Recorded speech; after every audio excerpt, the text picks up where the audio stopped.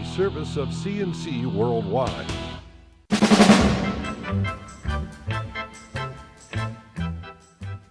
CNC Podcasts are a service of CNC Worldwide, and they're brought to you by the Greece Chamber of Commerce, providing more than 800 member companies with business solutions since 1984. Irondequoit Supervisor Adam Bello went ahead with a request to terminate the payment in lieu of taxes deal on the Medley Center Mall, despite an 11th hour payment from mall owner Burson Properties. The company says it paid $390,000, or 10% of the $3.9 million it owes to the town and other local governments under the pilot. Burson made the basic payment, but said it can't pay the past due amount in penalties while it's involved in a lawsuit with its lender over the project funding. Bello says that payment is not enough to change his mind. The town had already sent the County Industrial Development Agency a letter asking for termination of the agreement. There was a crystal clear deadline given to Burson Properties that we expected full payment to be paid by May 1st. And if it wasn't paid by May 1st, that we would start the process of terminating the pilot agreement. And that's exactly what we did today. Because in my view, taxpayers should not be on the hook to subsidize a property in a project that clearly isn't going anywhere. What's next then? I've heard some people, including Joe Morelli, talk about, well, now we really need a new developer to come forward. That's probably the best solution. Is there any likelihood of that? Well, and I think he's right. I think that I've seen very little evidence over the last 4 months that I've been here at Town Hall that the current owner has any real plans to develop the properties. Monroe County Executive Maggie Brooks issued a statement saying the county will move today to begin trying to collect the full amount that Burson Properties and managing partner Scott Conjal owe. Monroe County deputies and state troopers spent hours combing over the highway and adjacent trails Thursday after a truck driver reported his truck might have been hit by a bullet on I-390 near Buffalo Road. The 390 was closed between 490 and Chilai Avenue after the tractor-trailer driver reported hearing a bang and seeing his rear window shattered. Traffic resumed in mid-afternoon. Investigators weren't able to determine if it was a bullet, a rock, or something else entirely. Police are asking drivers to be alert and call 911 if they suspect anything unusual. More than 30 people have been indicted and more than $1 million worth of heroin and cocaine seized as state authorities broke up two large-scale drug smuggling rings that were funneling narcotics into Rochester and Buffalo.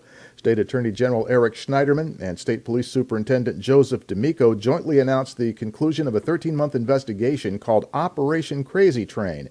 It made heavy use of covert surveillance and hundreds of hours of wiretaps to collect the necessary evidence. Rochester police have no arrests to report yet in the two homicides that happened a couple of hours apart on Wednesday. Although the incidents are unrelated, both men were shot on the street during arguments and both died after being rushed to Strong Memorial Hospital. The first victim has now been identified as 29-year-old Alvin Metcalf, Jr. of Rochester, shot outside a car repair shop at Lyle and Plymouth Avenues. The second victim was 30-year-old Tyler Cody, shot outside the Cedarwood Towers Apartments on East Main Street. The operators of Rochester General and Unity Hospitals have received the second major regulatory approval for their planned merger. Rochester General Health Systems and Unity Health Systems say they have Federal Trade Commission approval for the merger. They got the State Health Department approval last month, a year after announcing their plans. Both partners say they hope to close on the deal in July. Counselors who examined Rochester psychiatrist William Lewick says he is eligible for a drug diversion program because of his alcoholism. Lewick is accused of evidence tampering and drug possession in connection with the death of Matthew Stratton, whose body was found hidden in Lewick's backyard. His defense petitioned to move him into the drug diversion program used for nonviolent addicts, which could reduce or even dismiss the criminal charges against him. Lewick isn't charged with causing Stratton's death, but the district attorney's office says his crimes are serious enough that they belong in general court. The court will hear arguments May 15th before deciding if Lewick gets into that program or not. A report written by former Rochester Mayor Bill Johnson says property taxes actually went up in Niagara Falls and Salamanca, two cities that have casinos owned and run by the Seneca Nation of Indians. Johnson is now a professor at the Rochester Institute of Technology. He wrote the report for the No More Casinos Coalition, which has hired his research company as part of its drive to stop a Seneca casino planned for Henrietta. The coalition is backed by the operators of the Racinos in Batavia and Farmington. Johnson says he analyzed property tax data from the communities before and after their casinos were built from 2002 to 2012.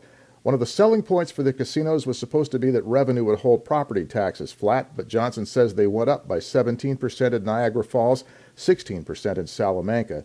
Local property taxes did grow statewide at twice the rate of inflation, casinos or no, during a similar period, 1998 to 2008. That information is on Governor Cuomo's New York Rising website. Your next CNC podcast is whenever you click on one of our pages and catch one. We post updates during the day as necessary, and I'm Bud Lowell, CNC News.